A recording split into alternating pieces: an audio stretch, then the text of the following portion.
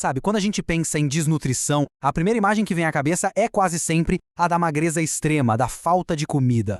Mas e se eu te disser que a desnutrição também pode levar à obesidade? Pois é, hoje a gente vai desvendar esse e outros paradoxos de um problema muito mais complexo do que a gente imagina. Essa pergunta eu sei parece que não faz o menor sentido. De um lado a falta, do outro o excesso.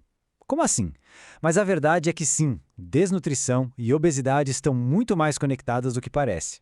E entender essa ligação é a chave para a gente sacar um dos maiores desafios de saúde pública que a gente tem hoje. Bom, para a gente começar a desvendar esse quebra-cabeça, o primeiro passo é colocar todo mundo na mesma página. Afinal, o que é exatamente a desnutrição? Olha só, segundo a Organização Mundial da Saúde, a coisa é mais ampla. Desnutrição não é só passar fome. É quando a ingestão de nutrientes é tão inadequada que causa não só problemas de peso e altura, mas também uma carência invisível, sabe? Uma deficiência de vitaminas e minerais que são essenciais para o corpo funcionar direito. E é super importante a gente entender que ela aparece de duas formas principais. A aguda, que a gente vê no baixo peso para a altura da criança, é como uma foto de um momento ruim, ou uma crise recente. Já a desnutrição crônica, que se revela na baixa estatura para a idade, é tipo um filme longo. Ela conta uma história de privação que já dura muito tempo. Ok? Com a definição mais clara, agora a gente pode mergulhar um pouco mais fundo nas diferentes caras que a desnutrição pode ter e nas suas causas, que são bem complexas. Nos casos mais severos, a desnutrição tem nomes e aparências bem diferentes. O kwashiorkor, que vem da falta de proteína, é aquele que causa um inchaço, principalmente na barriga. Já o marasmo, que é uma falta braba de calorias e proteínas, leva a um emagrecimento que choca. São duas faces bem dramáticas do mesmo problema. E aqui vem um ponto fundamental. Nem sempre a desnutrição é causada só pela falta de comida em casa. Essa é a chamada causa primária, que está ligada à pobreza. Mas também existe a causa secundária, que é quando a pessoa até come, mas tem alguma doença, tipo um problema no coração ou nos rins, que impede o corpo de usar os nutrientes direito. A real é que a desnutrição raramente tem uma causa só. Ela é o resultado de uma teia, sabe? Uma rede de fatores que se conectam. Pobreza, falta de saneamento, baixa escolaridade da mãe, doenças. É um problema com muitas e muitas raízes. E agora a gente chega no ponto mais paradoxal da nossa conversa. É aqui que a gente vai finalmente responder aquela pergunta lá do comecinho. O que a falta de nutrientes tem a ver com o excesso de peso? A chave para entender esse mistério está toda aqui, nessa ideia. A falta de nutrientes lá na barriga da mãe e nos primeiros anos de vida meio que programa o metabolismo da criança. O corpo aprende a sobreviver com pouco, se torna super eficiente em guardar energia. E é essa adaptação, ironicamente, que abre a porta para a obesidade no futuro.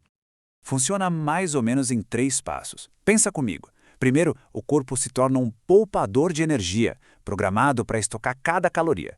Segundo, como a criança cresceu mais devagar, ela precisa de menos calorias para se manter. E terceiro, quando esse corpo, que foi treinado para a escassez, encontra o mundo de hoje cheio de comida ultraprocessada e barata, o resultado é um ganho de peso muito rápido.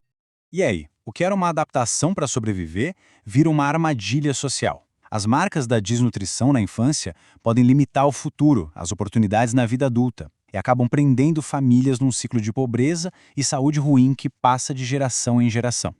Mas olha, além da desnutrição que a gente vê no corpo, existe outra, muito mais silenciosa e que se espalha por aí, a tal da fome oculta. É a falta de micronutrientes, e a forma mais comum dela é a anemia. A gente está falando aqui da anemia por falta de ferro. O ferro é a peça principal para formar a hemoglobina, que é a proteína que fica dentro do nosso sangue e funciona como um entregador de oxigênio para o corpo todo. Sem ferro suficiente, a entrega de oxigênio fica toda comprometida.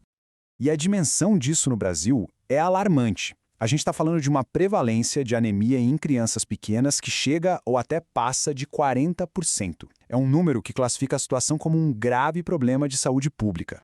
No dia a dia, a anemia dá sinais que muitas vezes a gente nem nota. Um cansaço que não passa, palidez, tontura, dificuldade de se concentrar, são sintomas que parecem comuns, mas que vão minando, aos pouquinhos, a qualidade de vida e o desenvolvimento da criança. Só que as consequências vão muito além disso. Para as crianças, a anemia pode causar um atraso no desenvolvimento do cérebro, com danos que às vezes não dá para reverter. Para as grávidas, o risco de um parto prematuro ou de problemas mais graves aumenta muito. O impacto é profundo e duradouro. Certo. O cenário é complexo, né? Mas a boa notícia é que, diante disso tudo, a gente sabe o que fazer. Existe um caminho para combater a desnutrição, com estratégias bem claras de prevenção e tratamento.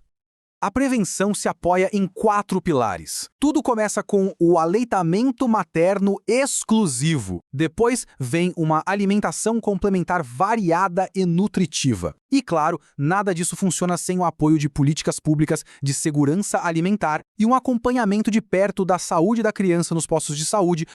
E o tempo aqui é absolutamente tudo.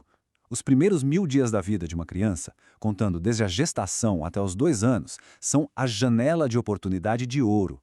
É nesse período que a gente pode garantir um desenvolvimento saudável e evitar os danos da desnutrição.